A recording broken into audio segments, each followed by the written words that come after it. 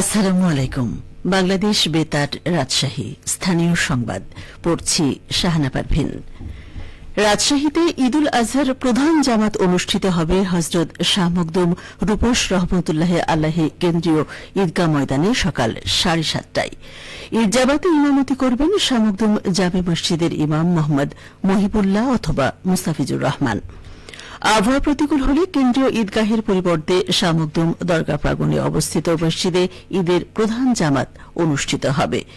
ভ্রমণমন্ত্রী Mizanur Rahman mini, বিভাগীয় commissioner ড আ.ন.ম বজলুর রশিদ ও জেলা প্রশাসক কাজী শহীদুল ইসলাম, বিভিন্ন রাজনৈতিক দলের নেতৃবৃন্দ সহ স্থানীয় গণ্যমান্য ব্যক্তিবর্গ ও ধর্মপ্রাণ মুসল্লিবৃন্দ এই জামাতে অংশ নেবেন।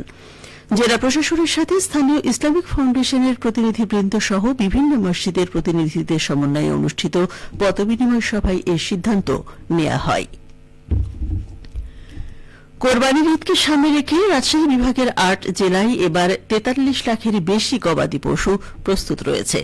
এই বিভাগে এবার কোরবানির পশুর চাহিদা ২৪ লাখেরও বেশি। উদ্বৃত্ত থাকবে প্রায় ১৯ লাখ পশু। এই অতিরিক্ত পশু রাজধানী সহ দেশের অন্য অঞ্চলের চাহিদা মেটাতে সহায়ক হবে।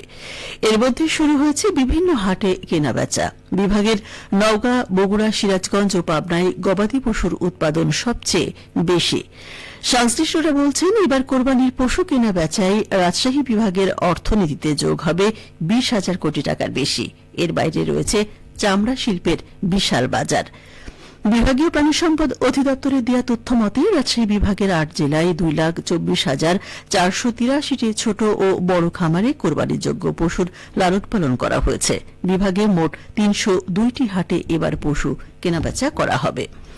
রাজশাহী জেলা প্রাণী সম্পদ কর্মকর্তা ডাক্তার আতর রহমান জানান, এবার পাচার রোধে সীমান্তে কোনো পশুর হাট স্থাপন করা হবে না। সে সঙ্গে ভারত থেকে গরু পাচার হয়ে আসা ঠেকাতে তৎপর থাকবে সীমান্তরক্ষী বাহিনী বিজিবি। পবিত্র ঈদুল আজহা উপলক্ষে রাজশাহী জেলা পরিষদের উদ্যোগে গরিব, অসহায় ও দুস্থ মানুষের মাঝে ঈদ সামগ্রী বিতরণ ও আলোচনা সভা অনুষ্ঠিত হয়েছে। গতকাল রাজশাহীর গোদাগাড়ী ও তানোর উপজেলায় এই কার্যক্রম পরিচালিত হয়। অনুষ্ঠানে প্রধান অতিথি ছিলেন রাজশাহী জেলা পরিষদের প্রশাসক বীর মুক্তিযোদ্ধা অ্যাডভোকেট মোহাম্মদ এরশাদ আলী ঈশা। এ সময় তিনি বলেন, ঈদুল আজহা ত্যাগ, সহমর্মিতা ও মানবতার শিক্ষা দেয়। এই উৎসবের প্রকৃত সৌন্দর্য তখনই ফুটে ওঠে যখন সমাজের গরিব, অসহায় ও সুবিধাবঞ্চিত মানুষের মুখেও আনন্দের হাসি ফোটে। রাজশাহী জেলা পরিষদ সবসময় মানুষের পাশে দাঁড়ানোর চেষ্টা করে যাচ্ছে। আলোচনা সভা শেষে সেমাই, চিড়ি, তেল, দুধ ও পোলাওয়ের চাল সহ বিভিন্ন ঈদ সামগ্রী গরিব, অসহায় ও দুস্থ পরিবারের মাঝে তুলে দেন প্রধান অতিথি। রাজশাহী ৩ আসনের সংসদ সদস্য অ্যাডভোকেট শফিকুল হক মিলন বলেছেন, চামড়া শিল্প দেশের দ্বিতীয় বৃহত্তম বৈদেশিক মুদ্রা অর্জনকারী খাত। পোশাক শিল্পের পরই এই খাতের অবস্থান। গতকাল পবা উপজেলা পরিষদ সভাকক্ষে আয়োজিত আইন শৃঙ্খলা কমিটির মাসিক সভায় প্রধান অতিথির বক্তব্যে তিনি একথা বলেন। তিনি আরও বলেন, দেশে সারা বছরে যে পরিমাণ পশুর চামড়া সংগ্রহ হয় তার অর্ধেকেরও বেশি কোরবানির সময় আসে। এই চামড়ার অর্থের প্রকৃত হকদার হল দেশের এতিম, গরিব ও অসহায় মানুষ। এ সময় তিনি চামড়া সংরক্ষণের সকলকে সচেতন হওয়ার আহ্বান জানান। চাঁপাইনবাবগঞ্জে আসন্ন পবিত্র ঈদুল আজহা উদযাপন উপলক্ষে প্রস্তুতিমূলক সভা অনুষ্ঠিত হয়েছে।